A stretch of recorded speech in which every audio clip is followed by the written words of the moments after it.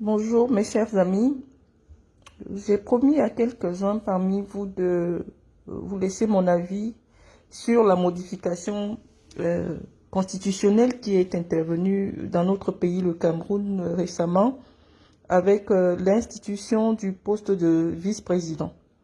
J'ai aussi de la République. J'ai aussi écouté les remarques de mon grand frère Jean.J. Rémy Ngono, qui pensait que ceux qui avaient la voix qui porte sur les réseaux sociaux semblaient ignorer cette décision qui va faire basculer l'histoire de notre pays, et donc il s'offusquait un peu du silence qu'il y avait autour de cette question qui pour lui était capitale pour l'avenir de notre pays. Et donc, j'ai trouvé un peu de temps pour vous laisser mon avis. Je vais vous demander de protéger le direct, de le partager, de mettre les likes, parce que malheureusement, vous savez, le régime de Yaoundé a pris des dispositions pour restreindre massivement ce que nous avons à dire sur les réseaux sociaux, et parfois on ne trouve pas nécessaire de dire des choses pour qu'après nos comptes soient bloqués. L'idée est de pouvoir garder une communication permanente avec vous. Donc, je vais vous demander de partager le direct. Je ne me mets pas en image parce que c'est pas moi qui suis. Je veux pas me mettre en avant. Vous savez qui je suis, et donc le plus important, c'est avoir un échange avec vous, de lire vos commentaires et puis d'avoir un échange interactif. Je vous remercie d'avoir partagé le direct. Alors, je vais vous dire mon avis. Je pense que ceux qui sont ici avec nous depuis un certain temps voit que nous sommes dans la cohérence. C'est nous qui sommes dans la cohérence, c'est nous qui sommes dans la logique. Je vous avais fait comprendre que le président Biya, en 2025, lors de la campagne électorale pour l'élection présidentielle, mon avis était clair. Je vous avais dit que à 92 ans, bientôt 93 ans, Paul Biya n'était plus en capacité de diriger le pays. Je vous avais même fait ressortir tous les avis scientifiques sur la question, à savoir qu'un homme de 93 ans pour une si lourde charge ne pouvait pas. Les communicants pro-chaos nous vous ont fait comprendre que le simple fait qu'il se tienne debout, qu'il marche et qu'il essaye de lire était suffisant pour diriger un pays. Je vous avais dit c'était irresponsable, c'était une décision irresponsable de laisser à la tête de l'État un homme sénile, un homme fatigué, un homme qui devait se reposer. Et nous avons mené ce combat pour convaincre la majorité que Paul Biya n'était plus en capacité de diriger le Cameroun. Et donc, cette modification de la Constitution qui arrive, pour nous, est l'aveu que c'est nous qui avons toujours eu raison. Paul Biya n'était plus en capacité de diriger seul le Cameroun. Et mon avis personnel est que l'institution du vice-président, du poste de vice-président, est une réponse à nos cris. Parce que nous avons dit depuis longtemps qu'il y avait un nouveau système politique qui s'était, un bicéphalisme de fait, qui s'était installé à la tête de l'État, avec un secrétaire général qui était comme le vice-président. Et puis, nous étions dans une nouvelle ère politique que nous avons baptisée le chantalisme. C'est-à-dire que les ministres camerounais n'avaient pas accès à celui qui décide. Vous vous rendez compte que il y a des ministres qui ont fait 7 ans, 8 ans sans avoir d'entretien avec le président de la République. C'est impensable dans un pays qui se développe, qui veut se développer, où il y a des enjeux. C'est impensable qu'un ministre qui a la responsabilité d'une question qui est cruciale pour les Camerounais ne puisse pas rencontrer celui qui a la décision. Et donc vous avez fait comprendre que c'était simplement irresponsable. Paul Biya ne les rencontrait pas parce qu'il ne voulait pas, c'est parce qu'il ne pouvait pas. Il ne se souvient plus de beaucoup de choses. C'est pas parce qu'il n'est pas intelligent, simplement que le grand âge impose une altération des capacités intellectuelles. Donc ce n'était plus possible. Et donc je pense que c'est une nécessité historique d'instituer le poste de second. Ce n'était plus suffisant, le poste de secrétaire général à la présidence de la République, avec délégation permanente de signature. Je vous avais très bien expliqué que quelle que soit l'efficacité d'un secrétaire général, malheureusement, les décisions devaient être prises par quelqu'un qui a la légitimité, qui a la souveraineté pour pouvoir, la légitimité pour trancher dans les questions de souveraineté. Et donc, le secrétaire général n'avait pas cette possibilité. Et je pense que la modification constitutionnelle qui est intervenue est intervenue à point nommé. Ce n'était plus possible de vivre sous le chantalisme, parce que c'est Chantal Biya qui désormais entrait dans la chambre. On ne sait pas ce qu'elle ressortait, dit le président a dit ceci. Vous voyez que ce n'était plus possible, hein, parce qu'on ne pouvait pas, il n'y avait rien pour confirmer que effectivement c'est ce que Paul Biya avait pensé ou ce que Paul Biya disait. L'appareil de l'État, je vous l'avais dit la dernière fois, était sclérosé. Le pays était sclérosé, ça n'avançait pas et il fallait une décision courageuse des politiciens camerounais, parce que personnellement, je ne les soutiens pas, mais je pense qu'ils ont pris une décision historique. S'il n'y avait pas eu cette décision d'instituer le poste de vice-président, on courait droit vers le chaos. On vous l'a dit ici sur cette page, ce n'était plus possible. Parce que c'était soit... la seule alternative, c'était le coup d'État. Et je pense que, oui, politiquement, l'entourage de Paul Biya a décidé de l'euthanasier. Parce que ce qui vient de se passer, c'est l'euthanasie politique du biyaïsme. Parce que Paul Biya, en pleine possession de ses moyens intellectuels, n'allait jamais penser partager le pouvoir souverain qu'il a reçu du peuple avec un individu. Nous savons, nous qui sommes des biyaïstes, que ce n'est pas une décision intellectuelle du président Biya. Mais il s'agit d'une nécessité fonctionnelle pour que notre pays puisse continuer à avancer.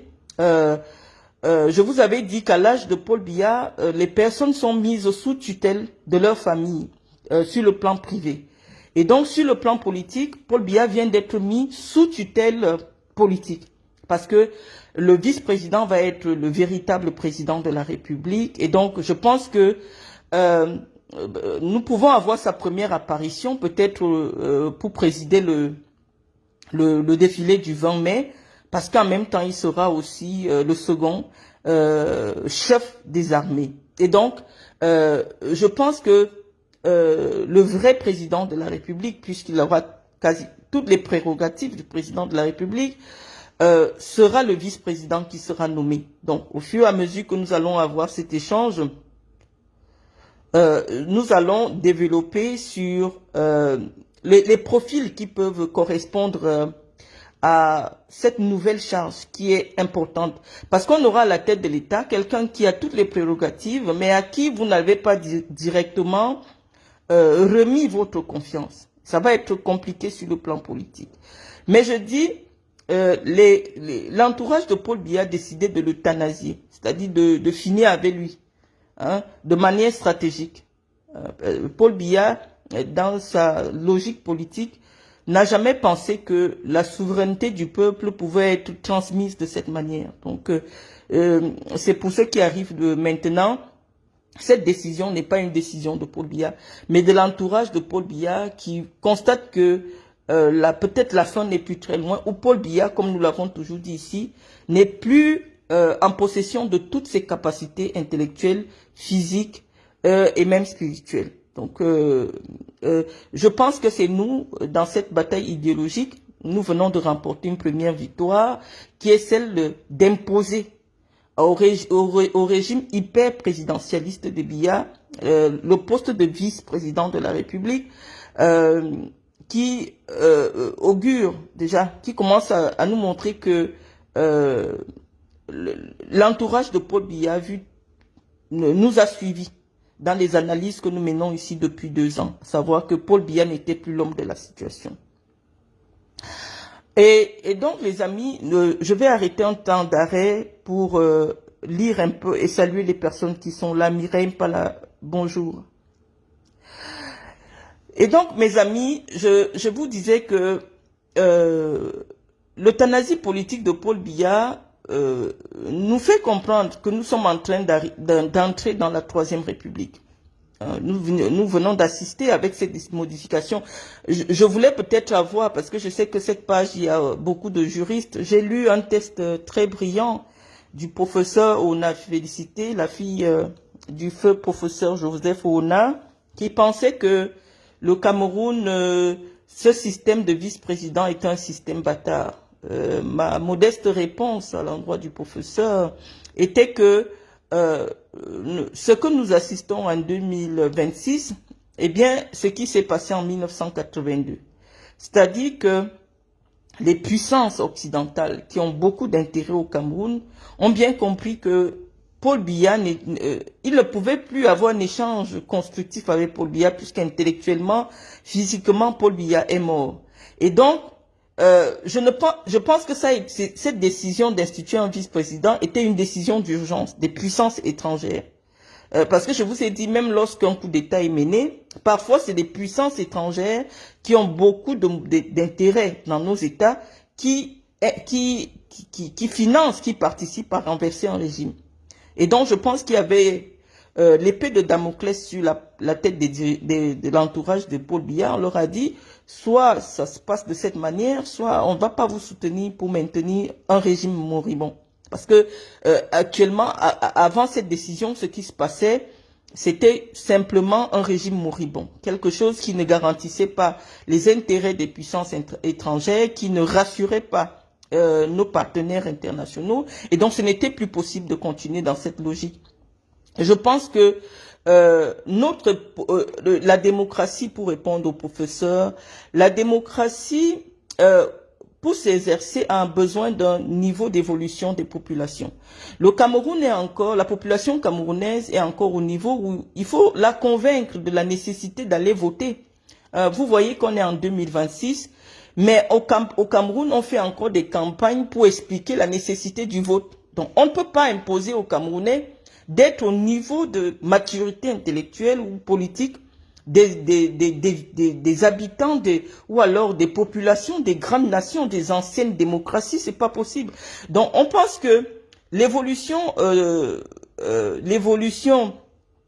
politique, culturelle de la population camerounaise impacte directement aussi sur les lois qui sont adaptées dans notre pays. Et je veux dire à J. Rémy Ngonon que si la jeunesse camerounaise ne s'intéresse pas à la politique, c'est peut-être parce que nous qui prenons la parole pour leur parler de politique, n'utilisons pas une terminologie qui leur est accessible, c'est-à-dire des mots qu'ils comprennent.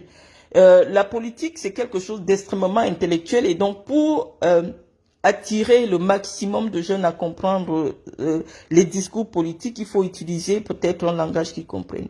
Et parfois, je fais l'exercice de parler de manière terre à terre pour que le maximum de jeunes essaye un peu de s'intéresser à ces questions-là. J. Rémy Ngonon pense que le fait qu'il y ait un vice-président de la République, ça signifie que le Cameroun devient la propriété de Paul Biya. Je dis que non. Une constitution, on peut la changer à tout moment. La constitution n'est pas quelque chose de figé.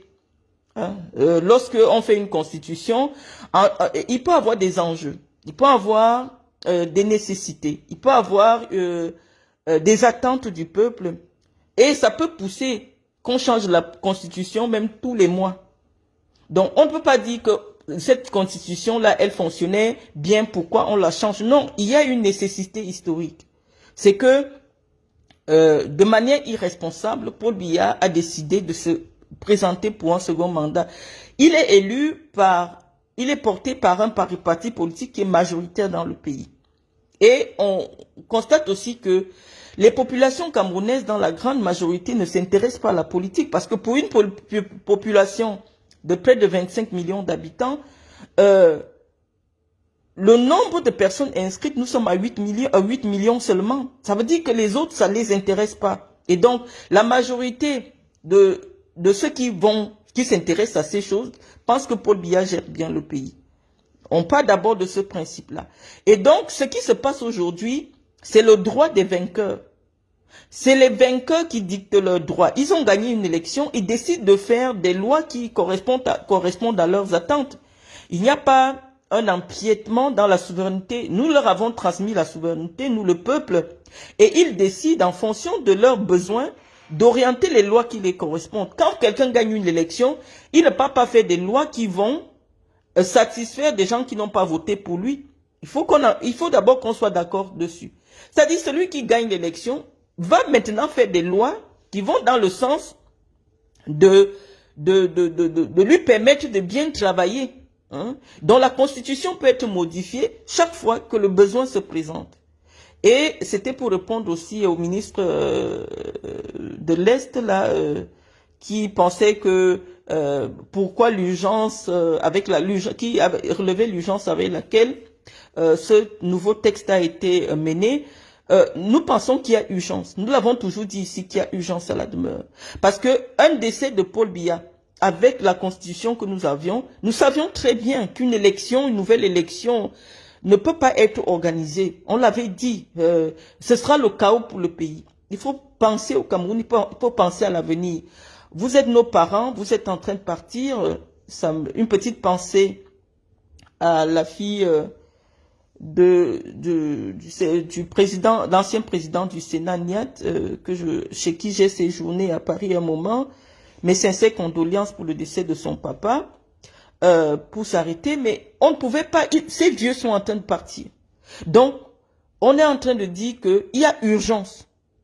Et donc, chaque fois qu'il y a urgence, il faut adapter nos lois, il faut adapter notre constitution à ces urgences-là. On ne peut pas dire qu'en 1996, les attentes du pays étaient autres.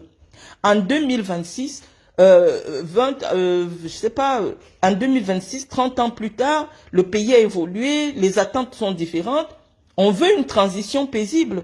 Quel que soit le camp qui va gagner, il faut préserver les vies des Camerounais. Et la seule décision responsable que ce régime vient de prendre, c'est de coller à Paul Biya un vice-président. C'était urgent. C'était urgent qu'il y ait quelqu'un qui ait les prérogatives, qui est un vice-président de droit. Parce que nous avions déjà un vice-président de fait qui était le secrétaire général de la présidence de la République, mais ses prérogatives étaient limitées. Il y avait des ministres comme lui, puisqu'il était ministre, qui contestaient sa légitimité à pouvoir prendre des décisions. Donc il fallait que la Constitution donne à un homme les prérogatives de prendre les décisions nécessaires, parce que Paul Biya, sur le plan du droit, sur le plan humain, je vous ai dit que si un homme de 93 ans vous tue, vous l'amenez au tribunal, on va évoquer la démence due à la sénilité. Parce qu'un homme de 93 ans, il a des attitudes ou alors des réactions parfois démentielles qui relèvent de la folie. Et je vous avais dit, si notre pays avait l'arme nucléaire, dont vous pouvez confier l'arme nucléaire à un homme qui est conscient 4 heures par jour. On avait parlé de tout ça ici. On a suffisamment mis la pression pour expliquer aux dirigeants camerounais que ce n'était plus possible. Et je vous avais dit sur le plan technique que la nomination était pour pallier un problème technique. Si on demandait que le vice-président soit élu, je vous avais parlé du principe de la non-rétroactivité de la loi, il aurait fallu que Paul Biya démissionne, qu'il y ait une nouvelle élection pour que le vice-président soit institué. Mais je vous dis, à l'heure actuelle, pour les 5 prochaines années, une nouvelle élection n'est pas possible au Cameroun. Si vous voulez préserver les vies des Camerounais. Moi, je suis cohérente dans ce que je dis. Je dis, à l'heure actuelle, vous avez vu combien de jeunes vous avez enterrés pendant le petit soulèvement des populations qui a failli avoir dernièrement. De jeunes enfants camerounais ont perdu leur vie. C'est des enfants de 15 ans, 17 ans, 20 ans, qui n'ont même pas encore le droit de vote, mais qui voyaient leur avenir confisqué par un régime. Et qui se sont levés. Donc imaginez-vous une nouvelle élection dans la foulée là. Parce que malheureusement, il y a un élément temps que nous ne maîtrisons pas. À tout moment, Dieu peut rappeler à lui Paul Biya. Ça peut être dans 2 mois, ça peut être dans 3 mois. Est-ce que vous êtes prêts à organiser une élection dans 3 mois? Est-ce que vous saviez que au moment où on a fait le remplacement du président du Sénat, il lui restait seulement 2 semaines à vivre. Vous voyez que c'était nécessaire ce remplacement-là. Voilà que le président du Sénat est tombé. Parfois, les responsables, nos dirigeants ont des informations que nous n'avons pas. Mais pour nous qui avons pensé pendant longtemps Paul Biya n'était plus en capacité de diriger le Cameroun, pour nous c'est une victoire. Et quand l'adversaire politique fait quelque chose de conscient, de responsable pour l'intérêt général, il faut avoir l'humilité de venir saluer. Et donc nous saluons cette décision du peuple camerounais parce que nos représentants ont accueilli avec ferveur cette décision de mettre à Paul Biya une tutelle politique. Paul Biya, sur le plan politique, était mort, je vous l'avais expliqué. Et donc, le fait que le vice-président soit nommé par lui, on comprend bien. Moi, je vous ai dit, c'est pas une décision qui vient de Paul Biya. C'est que maintenant, ceux qui sont avec la tutelle humaine de Paul Biya ont imposé une décision à Paul Biya. Il n'est même pas au courant de ce qui se passe. Il y a quelqu'un qui va se nommer lui-même.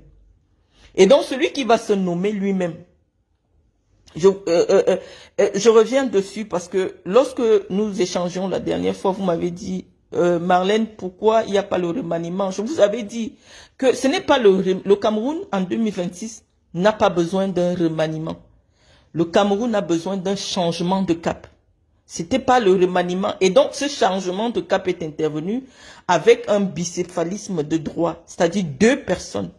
Une personne qui est là de manière honorifique et un vrai vice-président qui sera celui qui va vraiment être au charbon pour mener les chantiers, pour conduire les chantiers qui vont amener le Cameroun vers l'émergence en 2035. Donc, je pense que cette victoire, nous la méritons, nous devons la saluer, d'avoir convaincu la majorité que Paul Biya, en 2026, n'était plus l'homme de la situation. Je vous ai dit, la nomination n'est qu'une question technique pour ne pas que le vice-président, qui ait une nouvelle élection dans la foulée, parce que je vous ai dit, le Cameroun n'est pas prêt pour une nouvelle élection présidentielle dans les 5 prochaines années si on veut préserver les vies des Camerounais. C'était mon avis. Donc, c'est nécessaire que le vice-président soit nommé et ce vice-président-là va éventuellement nommer un gouvernement.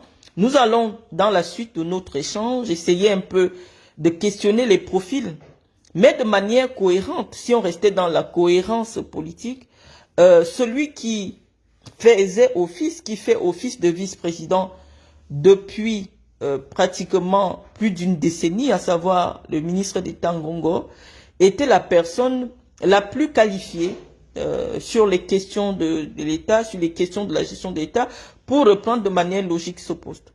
Mais si on veut rester sur le plan politique, si on veut rester sur le plan de la cohérence politique, je pense que à l'heure actuelle, une personnalité qui peut faire l'unanimité et celle pour laquelle nous nous sommes battus toujours depuis des années, à savoir Franck-Emmanuel Biya, pour rassembler la famille du biaïsme autour, pour la continuité. Parce que c'est une personnalité qui a déjà de nombreux jeunes qui adhèrent de manière officieuse à son projet. Et donc, si l'idée est l'idée c'est de continuer avec une certaine vision politique du président Biya, malgré la proximité familiale, nous pensons que Franck-Emmanuel Biya aujourd'hui, pour continuer, est la personnalité qui peut être nommé au poste de vice-président. Parce que le vice-président actuel n'a aucune légitimité partisane. Le vice-président doit être quelqu'un qui n'a pas la légitimité partisane pour conduire un mandat et éventuellement s'il veut se représenter, on ne sait pas. Donc, il nous faut un homme neuf au poste de vice-président. Un homme neuf, un homme neutre. Un homme neutre.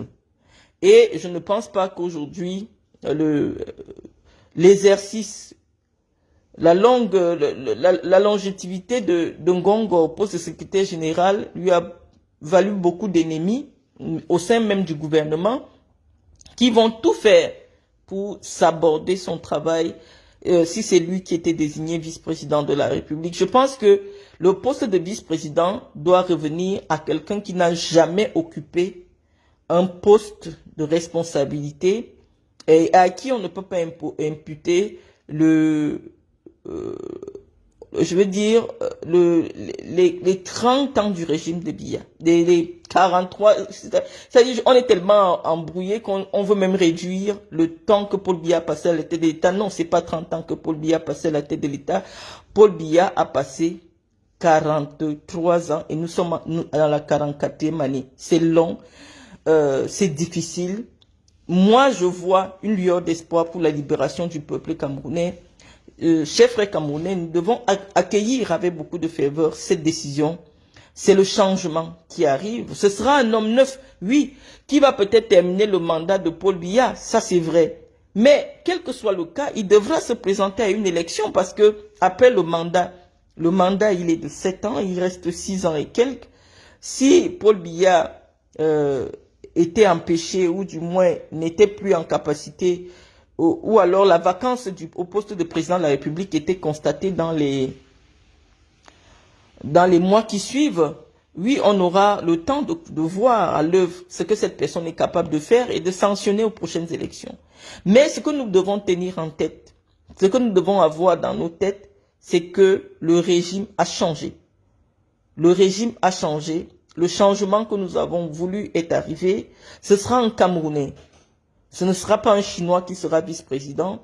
Et nous devons fonder tous nos espoirs sur la personnalité qui peut occuper ce poste. J'ai entendu les gens dire que normalement, on devrait prévoir que ce poste revienne à un anglophone. Je vous dis, mon avis, c'est non. Mon avis, c'est que les récompenses politiques, en politique, lorsqu'il y a eu une élection, les récompenses politiques reviennent à aux personnes qui ont travaillé. C'est pour cela qu'il y a eu des frustrations dans le RDPC.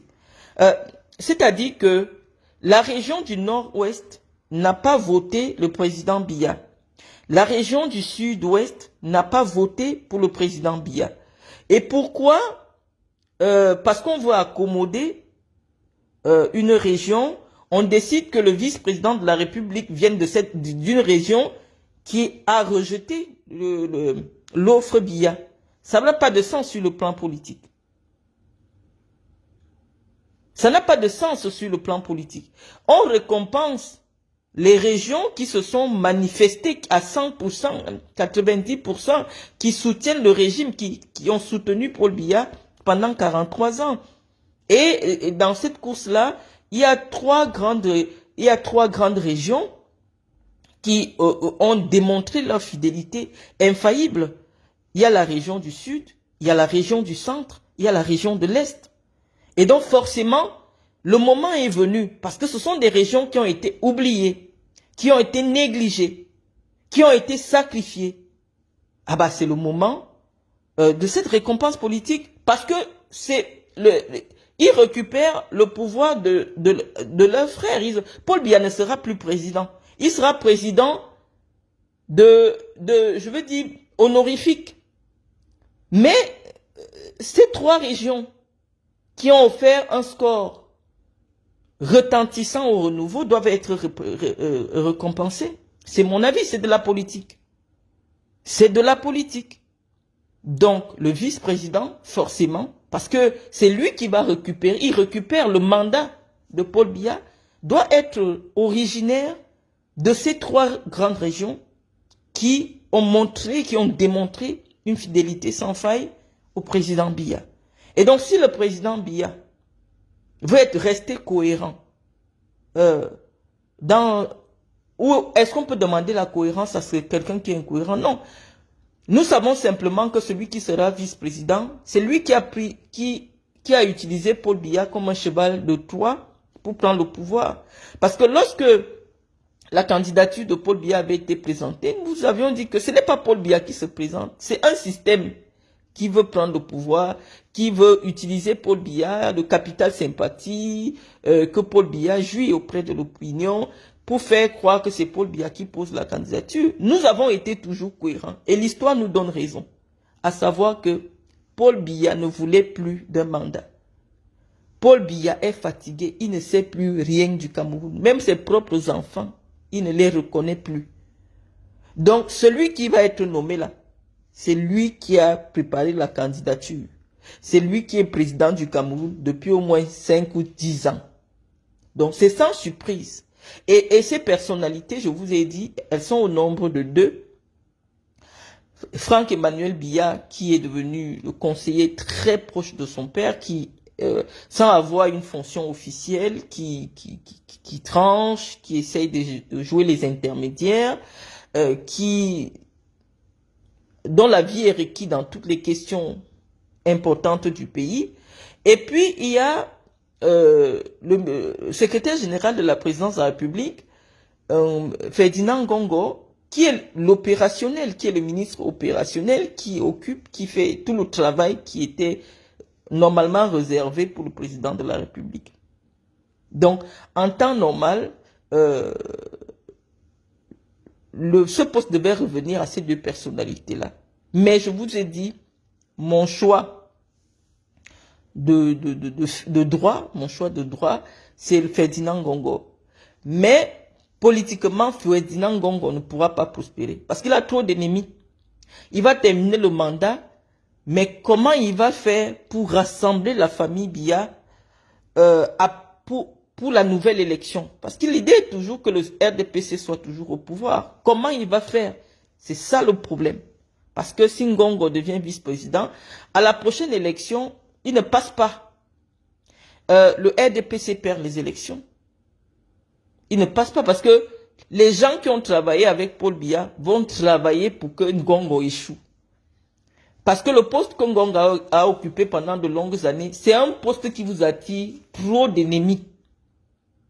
Donc, Ngongo a occupé un poste qu'on donne aux gens qu'on sacrifie politiquement. Ça dit que Paul Biya a décidé de sacrifier Ngongo. Parce que la responsabilité des mauvaises décisions, on lui fait porter la responsabilité de ces décisions-là. C'est volontairement que le président, pour se décharger d'une partie de la responsabilité politique de ses décisions, il met un secrétaire général qui a certaines prérogatives qui peuvent embarrasser les ministres. Et donc, politiquement, Ngongo est fragilisé. Sur le plan de l'opinion, Ngongo est beaucoup fragilisé. Mais si on parle d'efficacité, Ngongo a été efficace. Parce que je vous dis que c'est depuis 10 ans que Paul Biya ne peut plus diriger le Cameroun. Que Paul Biya ne dirige plus le Cameroun. Ça fait 10 ans que Ngongo dirige le Cameroun. Et nous pensons que ça n'a pas été bien fait, certes, parce que il n'avait pas toutes les manettes.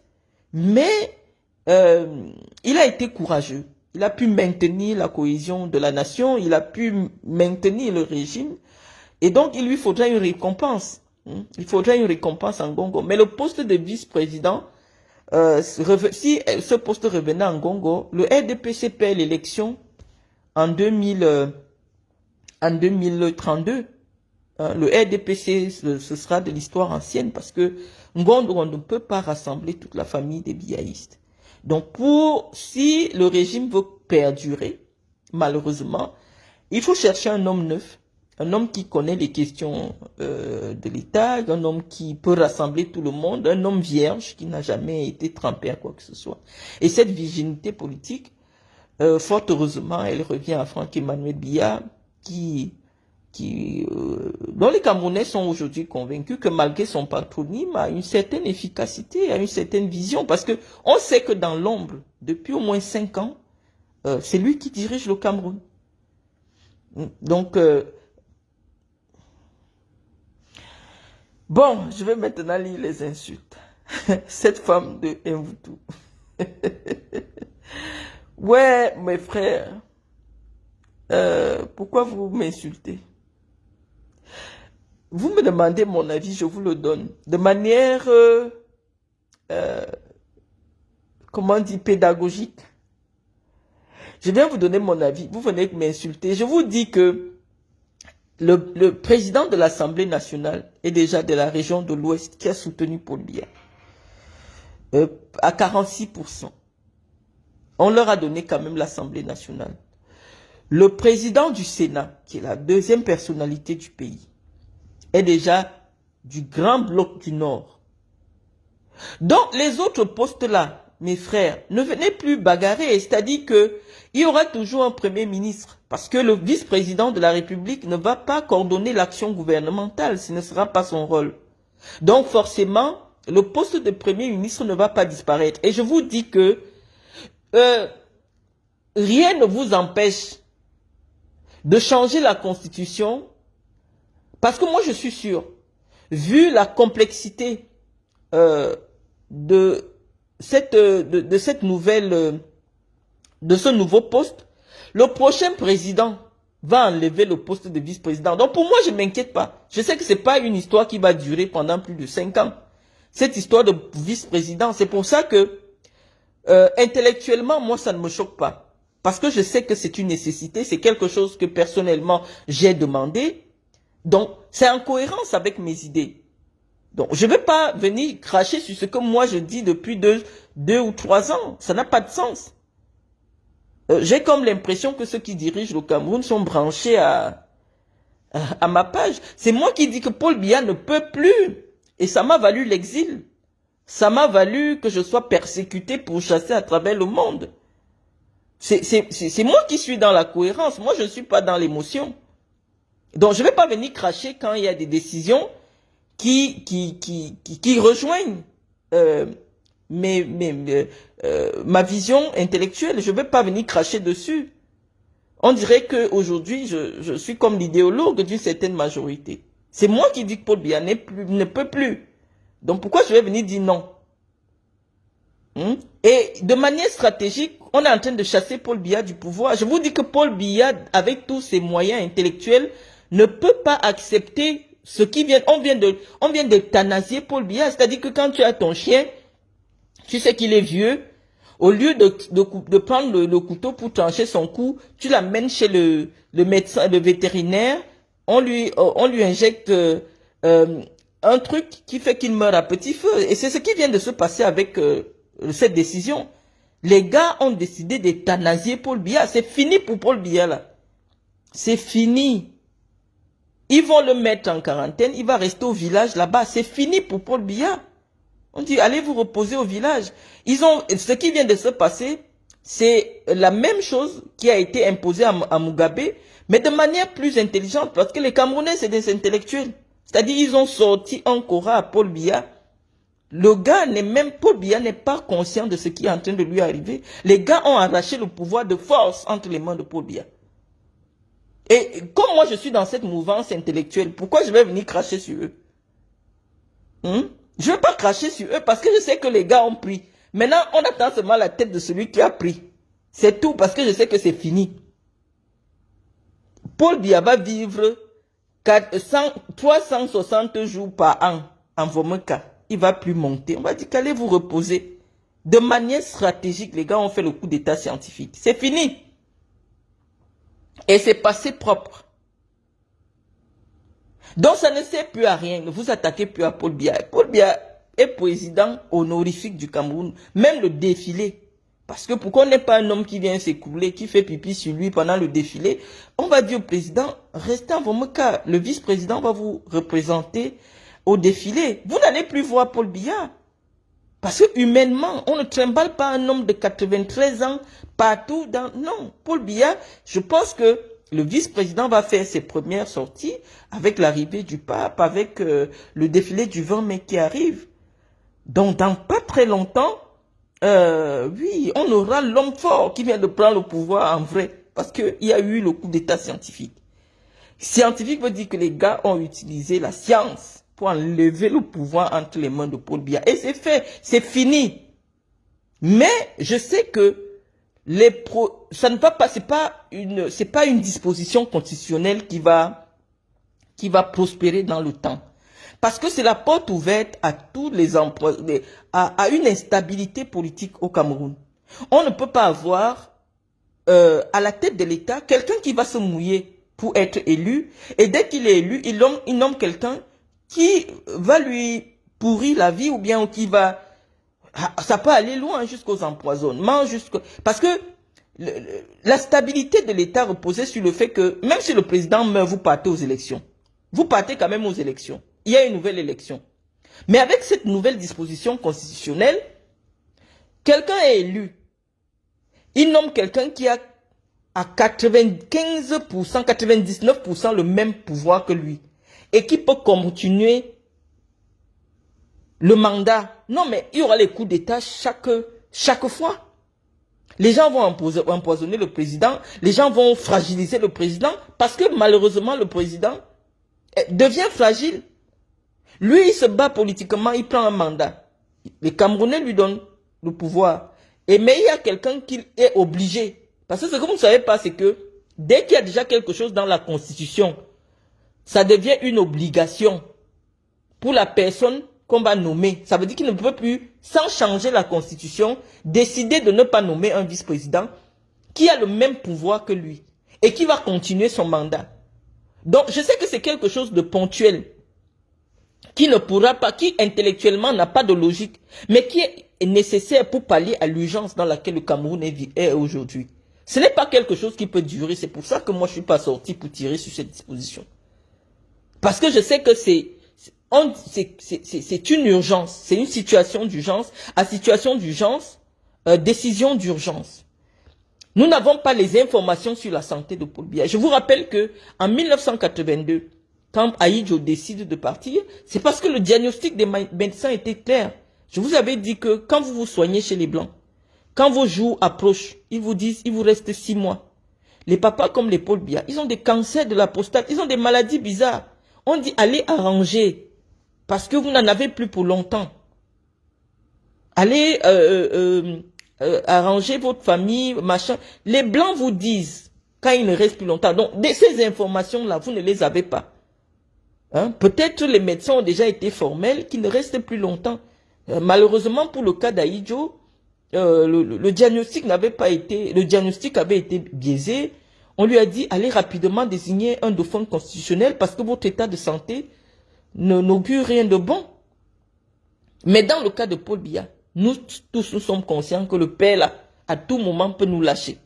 Ce n'est pas sûr qu'il atteigne 100 ans. Donc on ne peut pas engager l'avenir d'une si jeune nation dans un avenir, je veux dire, dans une perspective incertaine. Dans une perspective incertaine. Si vous aviez changé Paul Biya en 2026, en 2025, comme vous avez demandé, vous ne deviez pas subir tout ceci. Mais quand quelqu'un gagne l'élection, il change toutes les lois. C'est comme si Kamto ou Chiroma gagné l'élection. Il allait changer toutes les lois que le RDPC avait mis sur pied pour gouverner. Chacun vient pour mettre les lois qui vont permettre d'implémenter sa logique, son idéologie politique. On prend l'exemple de la France. Si le Front National passe en France, ils vont enlever les lois qui donnent la nationalité de manière systématique à certaines personnes. Jordan Bardella est clair sur la suppression du droit du sol. Il pense que le fait de naître en France n'est pas le passeport direct vers la nationalité française. Il dit qu'il va supprimer ça. C'est dans la Constitution. Il dit qu'il va supprimer, va changer la Constitution. Donc, le fait de changer la Constitution, c'est pas de la roubladie, c'est de la logique politique. Lorsqu'un régime arrive ou alors lorsque le régime veut changer de cap, ça passe par une modification constitutionnelle. Et la politique s'exerce sur le niveau de maturité d'un peuple. Les Camerounais en sont encore au niveau où on doit ils ont l'impression qu'aller faire la carte d'identité, c'est comme si tu leur tends un piège. Tu dis à quelqu'un va faire la carte d'identité, il dit je n'ai pas 6 000. Il ne sait pas que pour exercer sa souveraineté de citoyen, il faut qu'il ait sa carte d'identité. Dans certains villages, on supplie les gens de venir faire la carte d'identité. C'est les élites qui financent les cartes d'identité parce que le Camerounais, lambda ne trouve pas la nécessité ou alors l'urgence d'avoir sa propre pièce d'identité. Ne parlons pas de la carte de vote. Donc, un peuple, le niveau d'évolution de la population camerounaise, la majorité, je ne parle pas de la petite élite ou alors des privilégiés qui sont à Yaoundé, aller dans l'arrière-pays, comprendre que, oui, parfois, la classe dirigeante est obligée de prendre des décisions pour l'ensemble. Et la classe dirigeante a trouvé que non.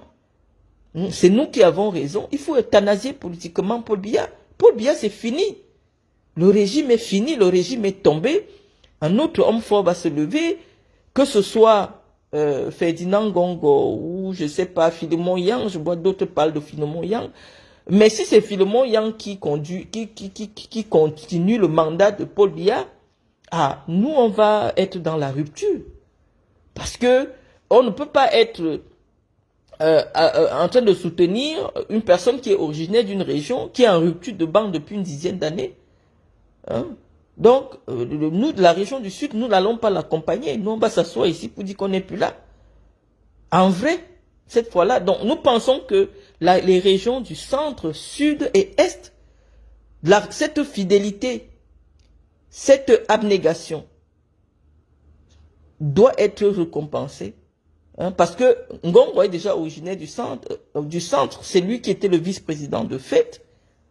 Et donc, on doit aller dans cette continuité-là, de réserver cette position à ces trois grandes régions qui ont toujours été fidèles au régime.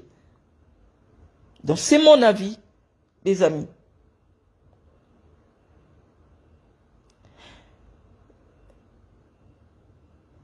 Rémi Ngono a fait un décryptage de ton feu papa hier, mais je ne suis pas une opportuniste, les amis, je suis une intellectuelle. Je vous dis, moi, ma tête, elle est mise à prix. Je suis une intellectuelle qui dit des choses parfois que vous ne pouvez pas comprendre. Moi, je reste cohérente. Et je dis, je suis l'idéologue de plusieurs. Il y en a qui sont dans le noir, qui m'écoutent, et qui disent que je ne me trompe pas. Je me trompe difficilement. Je ne suis pas une super... non. Dieu m'a donné un don. J'ai un cerveau très éclairé. Quand je dis quelque chose, c'est difficile de me contredire. Voilà. Soit je me tais, je reste dans mon coin, soit quand je prends la peine d'ouvrir ma bouche, ce que je dis tout le temps, c'est pas de l'opportunisme. Est-ce que moi j'attends une nomination? Je dis simplement que pour rester cohérent, pour la protection, pour la sauvegarde des intérêts supérieurs de l'État, on doit permettre à la région du centre ou à la région du sud ou à celle de l'est de maintenir cette position qui est la leur. Elle était de fait, mais maintenant elle est de droit. Elle était de fait puisque depuis près de 20 ans, les secrétaires généraux de la présidence sont originaires. Pourquoi ça ne vous posait pas un problème? On vous dit quelqu'un qui a la signature du président, ça ne se fait nulle part ailleurs dans le monde. C'était le cas au Cameroun. On va parler de Jean-Marie Atanamebara. On va parler comment on l'appelle? On va parler de Ngongo. Ils étaient originaires de la région du centre. Ils avaient la signature de Paul Biya. On s'est dit qu'on dépouille le secrétaire général de tout ce que le secrétaire général faisait. Et ça devient le rôle du vice-président. Mais ça rentre dans la Constitution maintenant. Ça veut dire que ces décisions seront opposables au ministre. Or, avant, pour que Ngongo prenne une décision, il fallait d'abord qu'il écrive que sur très haute instruction, certains collaborateurs de Paul Biya, notamment le ministre d'État, qui a été lui aussi un secrétaire général, parfois il disait que non, moi je ne reconnais pas, donc je ne fais pas. Paul Biya ne dit pas comme ça, Paul Biya ne parle pas comme ça. Mais nous qui sommes des biaïstes, nous savons que cette décision d'instituer un vice-président ne peut pas être le fruit, ne vient pas de Paul Biya. Ce n'est pas la logique de Paul Biya. Paul Biya a toujours respecté les institutions. Paul Biya respecte la souveraineté de l'État. En aucun moment, Paul Biya ne pouvait prendre cette décision-là. Donc cette décision ne vient pas de Paul Biya. C'est bien la preuve que Paul Biya politiquement est mort. Et aujourd'hui, malheureusement, la classe dirigeante vient pour sauver les meubles. Et c'est une décision courageuse. C'est une décision que personnellement je salue parce que elle rencontre tout notre combat depuis pratiquement 3 ans où nous pensons que Paul Biya doit désormais faire partie de notre passé. Paul Biya n'est pas un homme de notre temps. Paul Biya ne comprend pas les enjeux de notre temps. Je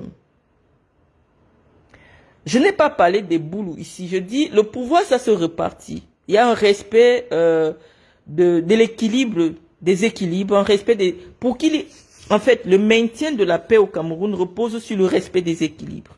Il faut toujours m'écouter tout le temps. Je dis que la stabilité relative qui est au Cameroun repose sur le respect des équilibres.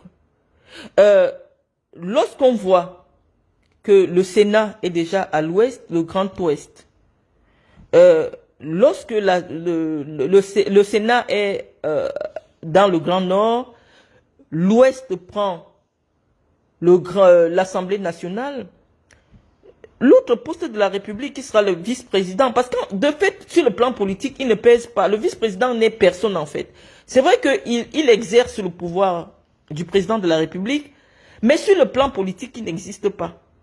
Donc c'est un poste ex nihilo, qui est comme ça.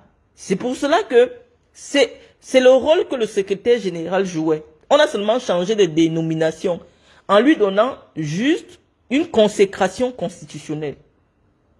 Voilà la seule différence. Et je pense que c'est une décision courageuse. C'était une décision nécessaire, une décision d'urgence pour l'avenir de notre pays. C'est mon avis. C'est pas de l'opportunisme politique. Je viens vous dire intellectuellement ce que je pense et je dis que si vous me suivez depuis tout ce temps, c'est nous qui sommes dans la cohérence. Et on a l'impression que ceux qui ont pris cette décision, ce sont nos adeptes. Et donc on ne peut qu'appuyer. Je vous dis que le vice-président qui va sortir là, c'est l'homme fort qui a fait le coup d'état scientifique à Paul Biya. Et quelle que soit la personnalité qui va sortir du chapeau, moi, elle ne pourra qu'avoir mon soutien. Parce que nous avons travaillé. J'ai personnellement travaillé intellectuellement pour qu'on aboutisse à cette décision d'euthanasier politiquement Paul Biya. Parce que là, Paul Biya, c'est fini là. C'est fini. Donc, moi, je suis extrêmement ravi. C'est le temps qui m'a manqué pour partager cela avec vous. Je suis extrêmement ravi. Je suis contente parce que notre pays, malgré tout, vient de faire preuve de maturité, de courage politique. Il fallait cette décision courageuse pour qu'on puisse voir la perspective pour 2035. Les amis, je veux avoir cet échange avec vous. Et dit, tu parles de la République. Attends, malhonnête de Marlène, je suis savoir sale bordel. Ouais, si les bordels du Cameroun pouvaient avoir le quart de ce qui est dans mon cerveau, vous seriez un grand pays. Franchement. Ne prenez pas la peine de venir m'écouter pour après m'insulter. Je dis si les bordels dans votre pays avaient le quart de ce qu'il y a dans mon cerveau. Moi, je suis contente en tant qu'idéologue. Moi, je m'assois dans le noir. J'ai mes adeptes. Je bombarde. Ils s'asseyent, ils disent que non, Marlène a raison. Et quand ça aboutit, je dois venir me fâcher. Je dis que non. J'ai dit, il faut remplacer Paul Biya sans les armes. On a remplacé Paul Biya sans les armes. Les gars ont mis ça propre. Et c'est passé. C'est fini. C'est fini, Paul Biya. On va protéger la vieillesse de Paul Biya. On va protéger la dignité de Paul Biya. Et moi, ça me plaît. Parce que c'est un homme que j'ai beaucoup aimé. C'est un papa. C'est un patriarche de mon ethnie que j'aime énormément. Et quand vous aimez quelqu'un, il faut prendre les décisions courageuses. Exposer, l'image de Paul Biya, exposer sa vulnérabilité, vilipender, ça me faisait énormément mal.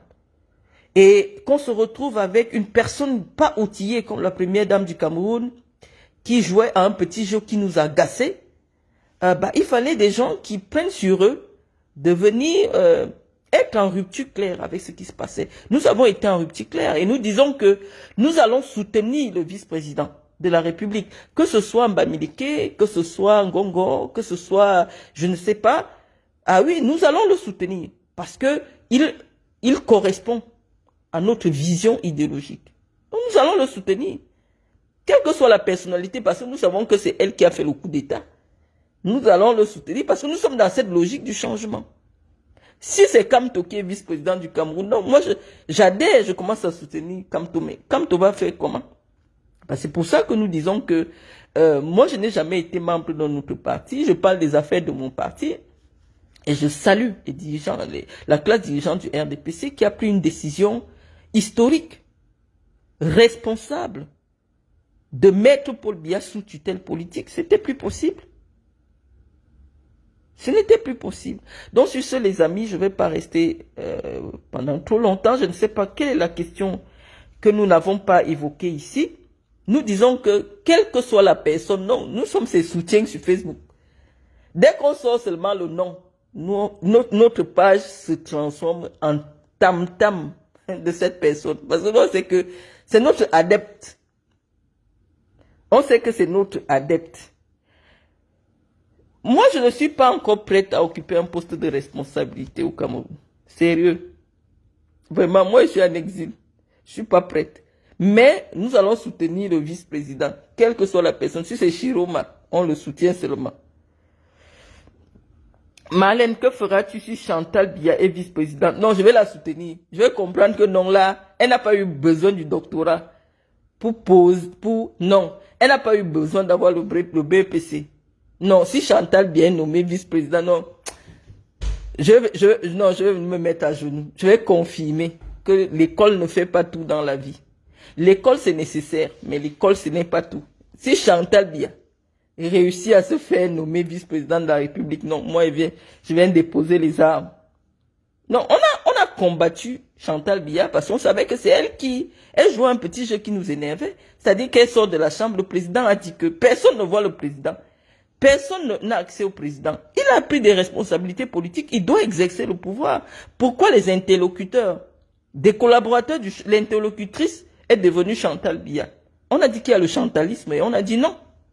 Parce qu'elle n'est pas intellectuellement outillée pour trancher des questions pertinentes qui concernent notre avenir. On l'a bombardée, on l'a bombardée, on l'a bombardée. Mais elle dit que si elle-même là, elle écrit qu'elle est vice-présidente, non, je viens déposer. Je viens déposer, je vais confirmer. Parce que parfois,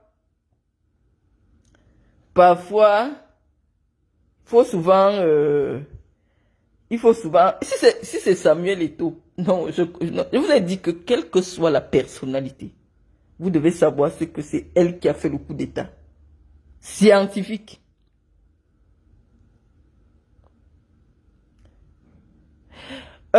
Tu dis que tu deviens versatile. Je vous dis que on vous enseigne ça en philosophie. Philosopher est un questionnement permanent, une remise en question permanente. Les idées intellectuelles ne sont pas statiques. Ce n'est pas parce que lorsqu'on a commencé à rechercher la forme de la Terre, on a trouvé que la Terre était plate. Il y a quelqu'un qui est venu dire non. En fonction de ceci, en fonction de ceci, en fonction de ceci, je pense que la Terre est ronde. Avant, les gens pensaient que tous les autres astres, par exemple le Soleil, tournaient autour de la Terre. Il y a quelqu'un qui est venu dire non, c'est la Terre qui tourne autour du Soleil. Les gens l'ont traité d'hérétique. On dit c'est pas possible, la Terre ne peut pas tourner. Il dit que non, c'est la Terre qui tourne autour du Soleil. Donc, il faut savoir que dans la démarche intellectuelle, on avance, on analyse en fonction des éléments. C'est pas de la versatilité. Je dis que il y a 3 grandes régions qui, si le président est du Sud, ce sera pas forcément un homme du Sud qui va être le vice-président. Donc quelqu'un qui est originaire du Sud, ce n'est pas évident. Les boules ne sont que dans la région du Sud. Et dans la région du Sud, il n'y a pas que les Boulous. Il y a les Fang, il y a les Aman, il y a les Ntumu. Il y a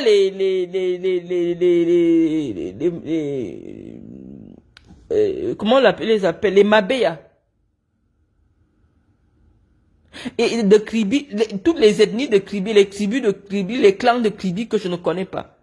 Donc, quand on dit la région du Sud, c'est pas forcément un Boulou. Si Paul Biya est déjà Boulou, le vice-président ne peut pas être un Boulou. Donc, ce n'est que clair. Mais quand on dit la région du Sud, il y a des gens à Kribi qui sont de la région du Sud, mais qui ne sont pas de l'ethnie Boulou. Et dans la région du Centre, ce n'est pas que les Ewondo. La région du Centre, c'est les Bafia. La région du Centre, c'est les Eton. La région du Centre même, c'est les Bassa. Donc si vous voyez un Bassa, vice-président, et je vous dis, il est dans la région du Centre, vous allez dire non.